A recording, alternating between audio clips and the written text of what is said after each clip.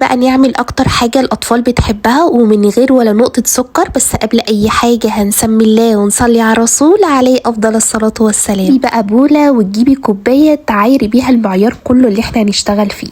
هتجيبي نص كوباية من العسل الاسود وتبدأي تحطي عليها بيضايه بدرجة حرارة الغرفة، يعني تكون طالعة من التلاجة بقالها شوية، عليها شوية فانيليا، وهتبدأي تقلبي لي كل الكلام ده. كوباية بقى من الزبدة السايحة، ويا ريت تكون زبدة، ممكن تستعملي زيت بس هي بصراحة الزبدة في الوصفة دي بتبقى حلوة جدا.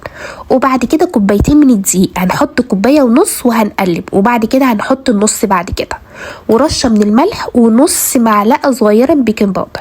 هتقلبي بقى كل الكلام ده، هتحسي ان هي محتاجه دقيق كمان حطي نص كوبايه، انا بس كنت بشوف المعيار معايا.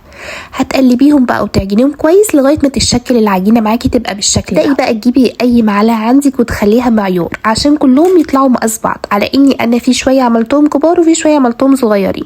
اي معلقه، مش لازم المعلقه انا مستعملها دي. هتبداي تكوري كده العجينه بتاعتك وتحطيها في الشوكليت شيبس. حابه ما تحطيش شوكليت شيبس براحتك، بس هو بيتحط عليه لازم عليه شوكليت شيبس.